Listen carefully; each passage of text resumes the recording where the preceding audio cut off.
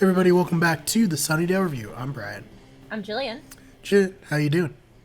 I'm good. I'm good. Still coming off the high of 5x5 and Sanctuary. Yep. And now we go into two episodes that are episodes. So, We got the I mean, introduction of an important character. yes. Okay. Okay. So, one episode that has an important character introduction, Mm. and the rest of it's an episode. And then another episode that's just an episode. All right, so let's get Hi. to the first episode of these episodes, Warzone, Season 1, Episode 20. And I'm hoping this will help us in the algorithm since Call of Duty Warzone's so popular right now. We'll see. Originally aired May 9th, 2000, was written by Gary Campbell and directed by David Stratton. We open on a woman walking alone. She's frantically looking over her shoulder whenever she hears a noise. From the darkness emerge three vampires. They corner her in an alley. A man emerges from the shadows, starts with a shot like of his boots. He's holding a sword. It just pans up. It's a completely new character who we will find out is named Gunn, but we don't know now. And he says, "You expecting somebody else?" And then the credits start. After the credits, the team walk into a Hollywood party. There they have a meeting with a new client, a Mr. Navitt. It turns out that Cordelia kind of played it so that they get invited to this party to be less conspicuous. Which really, she just wanted to go to the Hollywood party. And when they walk in, she's like, "Oh, I miss that smell of money." Turns out the guy made money in the software business and he is like a billionaire. And he is also being blackmailed because he spent a little too much time at a demon brothel. Not ideal. No. Back in the alley, a group of humans are fighting a bigger group of vampires. They have this really awesome, like, stake chain gun thing that one of them uses to kill a couple of the vampires.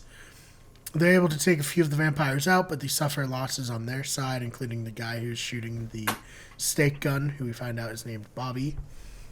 They return to their warehouse hideout, and Bobby is gravely injured and ends up passing away.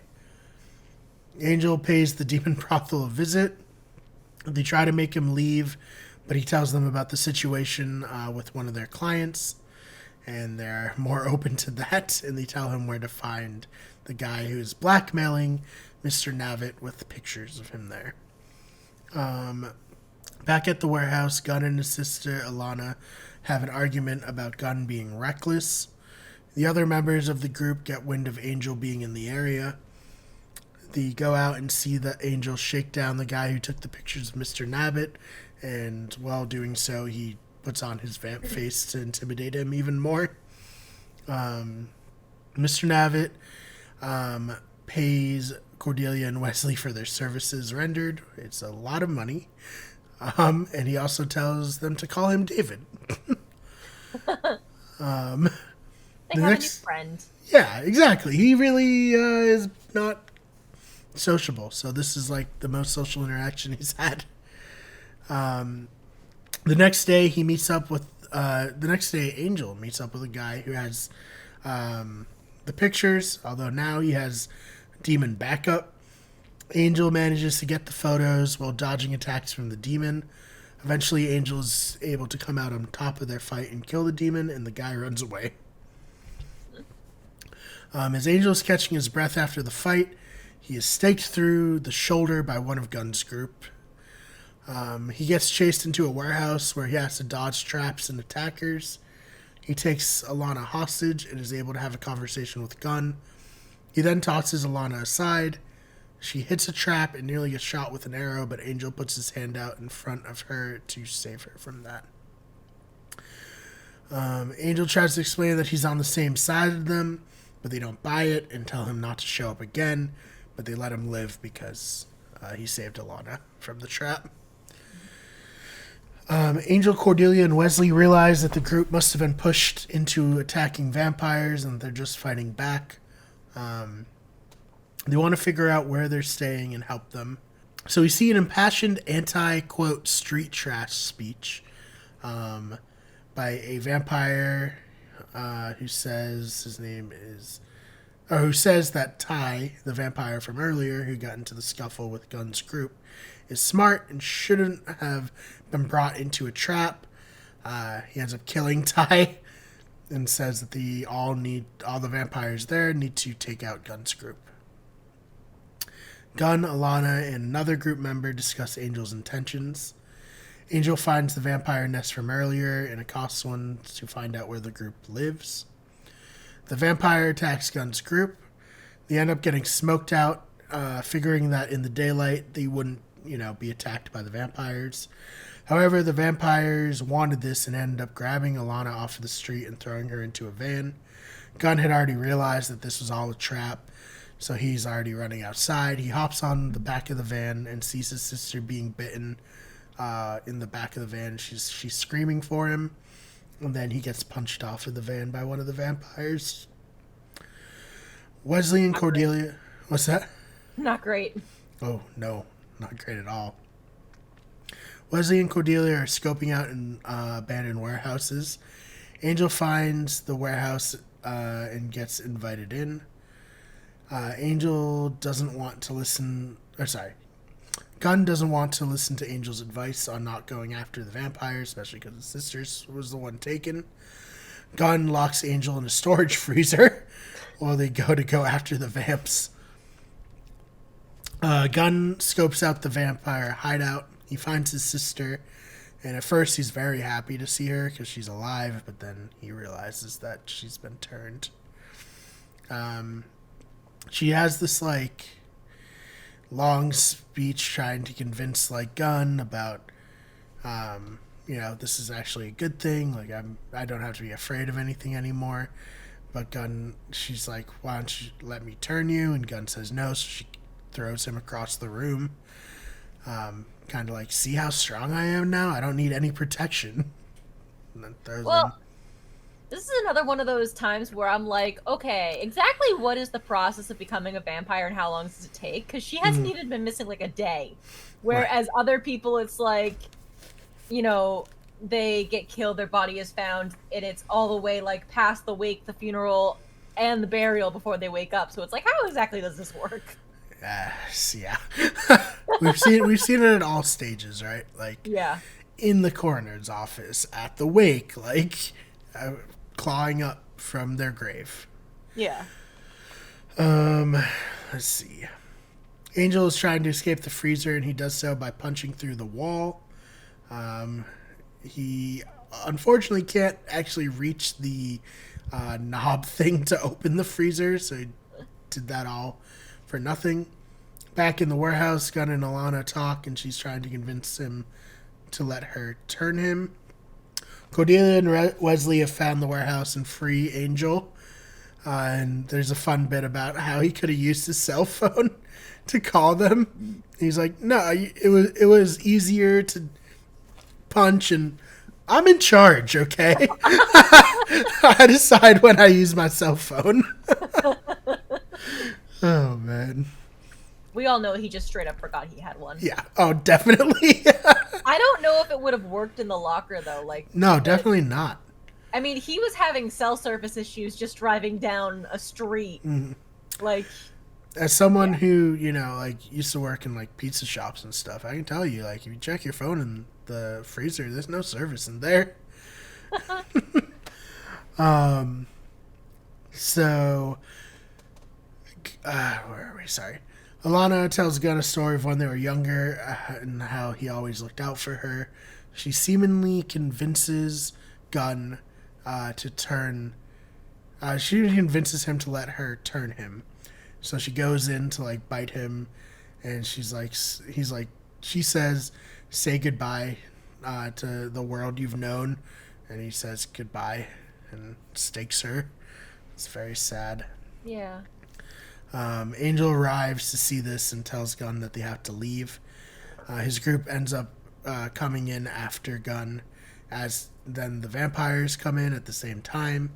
Angel says that the vampires can leave if they promise to never come back, that this is his city now, and he won't allow them to be picking off this group. The lead vampire doesn't take kindly to this, but Angel just kills him And he says that offer was actually for the rest of them. Gunn convinces his group to leave as well, so there's no bloodshed. Angel has prevented an all-out war between these two groups. We see a scene of Cordelia and Wesley discussing what happened and the misfortune of the kids. Cordy suggests that she could potentially prostitute herself to David Naffit. When she says prostitute, I think she means just date him for the money, not like actually be a prostitute. But I hope not. Eventually she realizes that she can't do that. Not for all the money in the world, I guess. For the best. Yeah. Angel finds Gunn staring out onto the city. Gunn says that the vampires will never stop coming and he will never stop fighting back. Angel says he knows. Gunn asks him why he does it. And Angel says that what else are we going to do? Angel says that he may need Gunn's help in the future. And that is the end of this episode. What did you think? Okay, I'm going to give this one probably like a 7. Because that's exactly what I gave it. Yeah, it's an introduction of an important character. You get kind of his backstory. I think it's interesting seeing kind of this group of kind of like Lost Boys. Yeah, just like kids, you know? Yeah, who have clearly all been impacted by the vampire problem. I don't necessarily agree with Angel's choice to let the vampires go, considering they were literally taking people in daylight off the street, pulling them into a van and biting them. That seems a bit dangerous and reckless to let them like go free.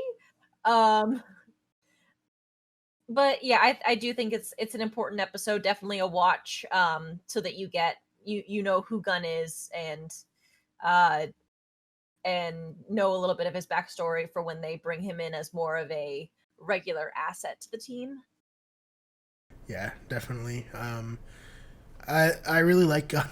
I don't want to spoil anything, but he's a character I really, really like on this show, so I'm excited. He's finally here.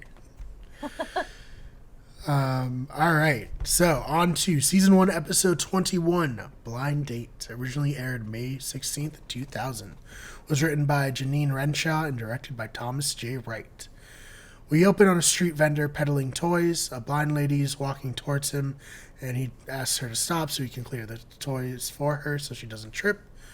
Elsewhere, Angel is fighting vampires in a warehouse. After trading blows with the vampires, he's able to kill them because he's Angel. He's not going to get killed by 2 vampires. Come on. Yeah. From somewhere else in the warehouse, a man is stabbed. Falling over, he succumbs to his wounds. Angel's basically like, what the hell is happening? This is not involved with this. Out of the darkness comes the blind girl from earlier. Her and Angel fight. Her glasses get knocked off, confirming that she is indeed blind. Her eyes are completely white. The pair gets separated and the woman flees.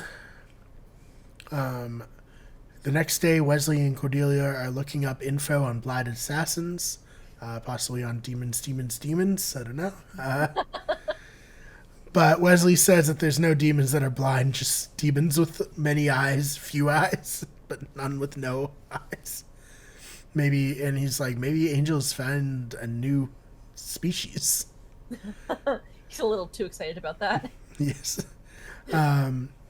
Cordelia figures that she's probably just a regular person, and she looks up similar perpetrators in crimes, and she ends up finding her in a database. Her name is Vanessa Brewer, and she has a long rap sheet, mostly of murders. There's an assault in there too, but mostly it's murder. She's actually currently on trial, and guess who? Wolfram and Hart are defending her on charges against a double homicide. Surprise, surprise. For real. Lindsay tries to play up her disability in court, but it's a little bit undercut by Angel throwing glasses at her and her catching them. Although it doesn't seem to matter because she gets off on all charges. At the law firm, Lee compliments Lindsay on his ability to get Vanessa off on those charges.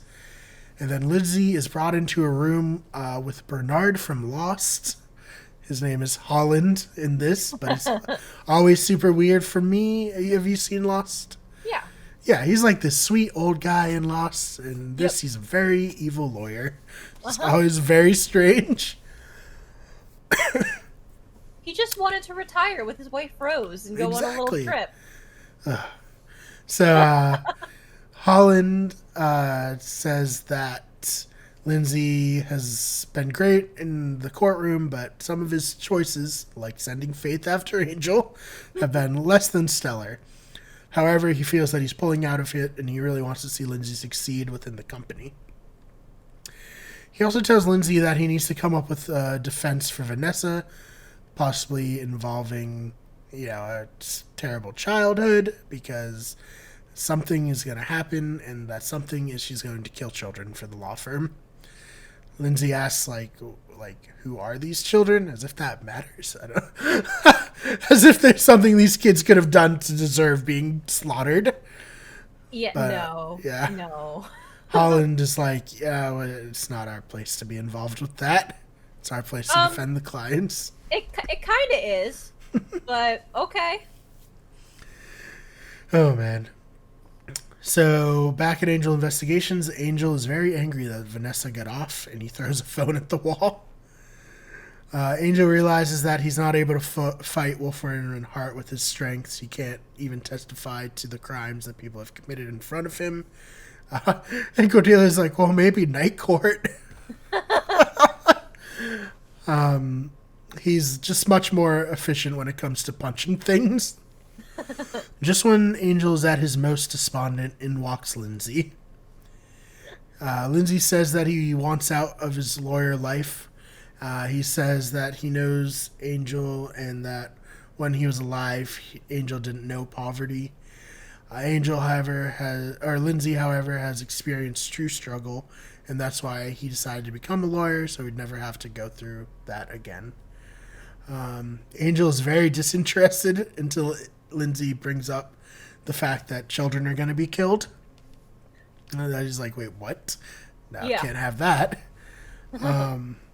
They make a plan to subvert the Wolfram and Hart security. The big hitch is that they have that security that tells them when a vampire has entered a building. To circumvent this, Angel reaches out to Gunn to procure one.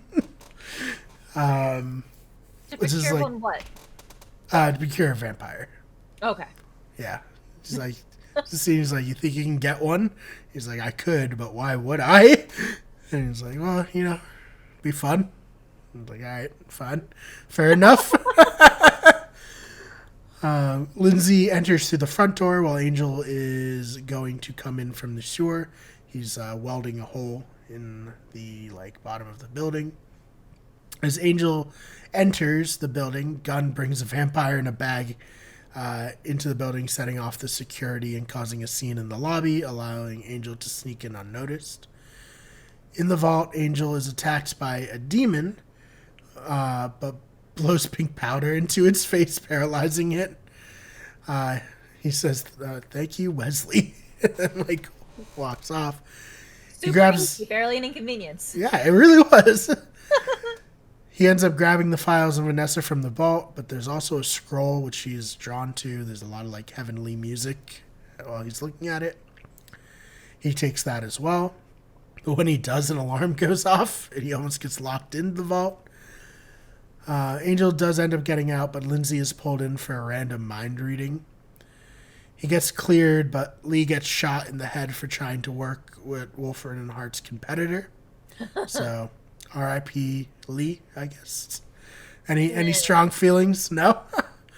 What does Passion of the Nerd call him? Evil Bazinga? Evil Bazinga. Yeah. Lindsay ends up getting held back as all the other lawyers leave. Angel brings Cordelia the files, and Wesley's interested in the scroll. Cordelia points out that the files are encrypted. Lindsay sits down with Holland, and he lays it all out. They know what Lindsay did. Holland tells him that he's having a crisis of faith. He gives Lindsay a few days off to think and correct his behavior. So Holland must have just been like, Lee's a shitty lawyer, just shoot him in the head. But Lindsay, we can't afford to lose.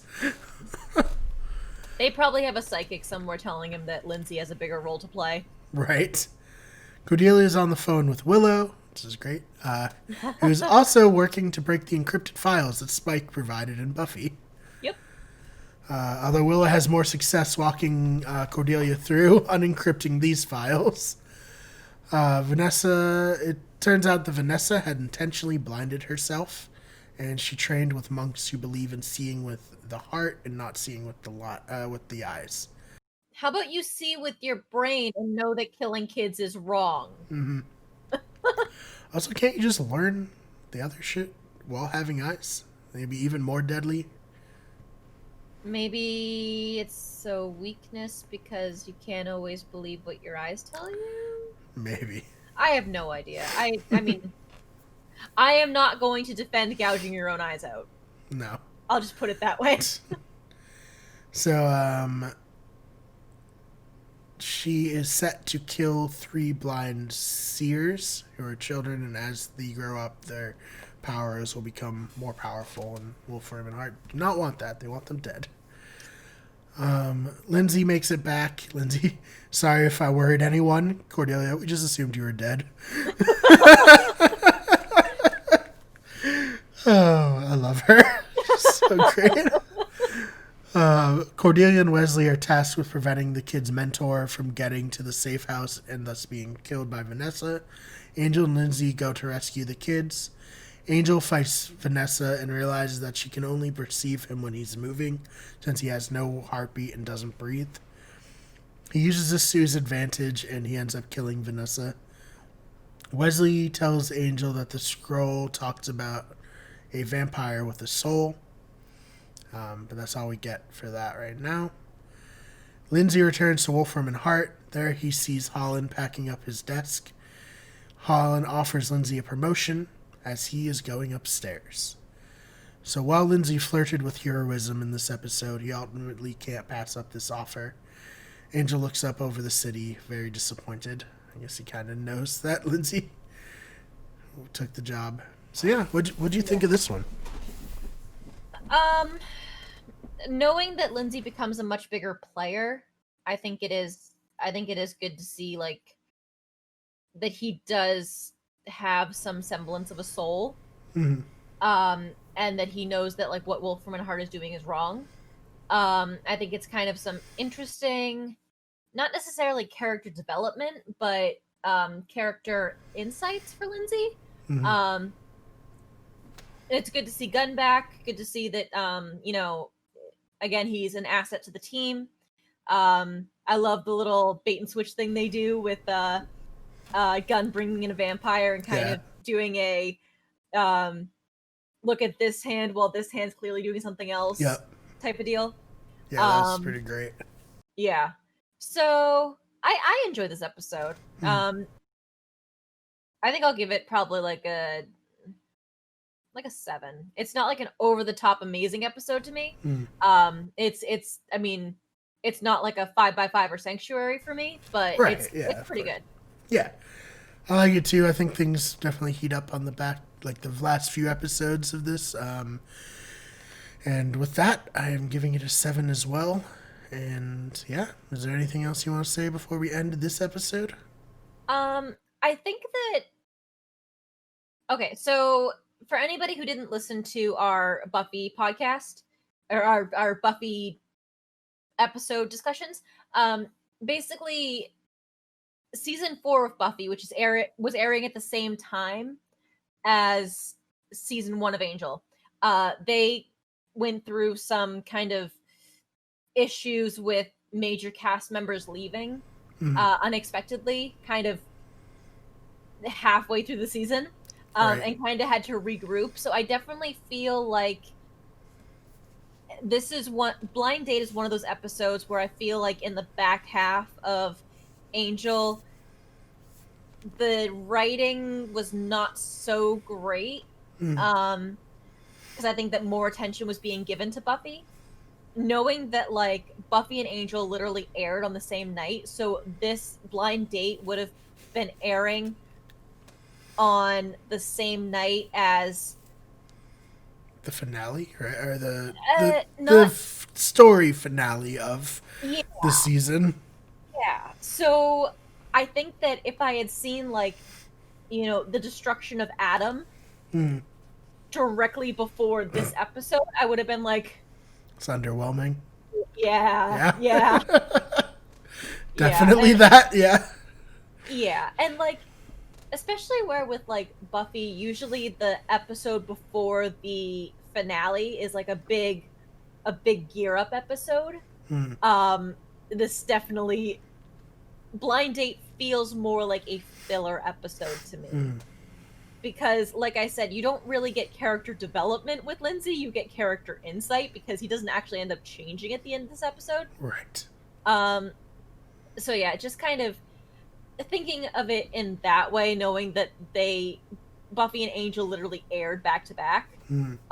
This one would have been a disappointment coming off of basically the major plot finale of Buffy. Yeah. No, Yeah. I definitely get what you're saying there. So I'm excited. So next episode, we're only covering one episode and kind of talking about the season probably as a whole and what we thought about Angel's first season. So look out for that. We will see you soon. Jill, where can they find you online? You can find me on Twitter at Jillian_Swan, and that's Swan with 2 N's. Awesome. You can find me on Twitter at TheFakeBMar. That's BMARR. You can follow me on Instagram at SuperMarbro. You can follow the channel on Twitter at WGEverything, on Instagram at WickedEverything, on Twitch at twitch.tv/WickedEverything. Follow us on TikTok as well. Yes, so tell your friends, tell your enemies, tell everyone about the Sunnydale review. Make sure you rate us on iTunes, leave us a comment down below, and we will see you in the next one for our 1 year. Woohoo! 1 year anniversary of the show. Yeah. Can't believe it. Flew by. Really I know. But see you guys next time. The Sunnydale Review is a Wicked Good Everything production. Fan art of Buffy was created by Fishbone Art. The logo was created by Tamar Kutab. The original intro and outro song was created by Alex Carl.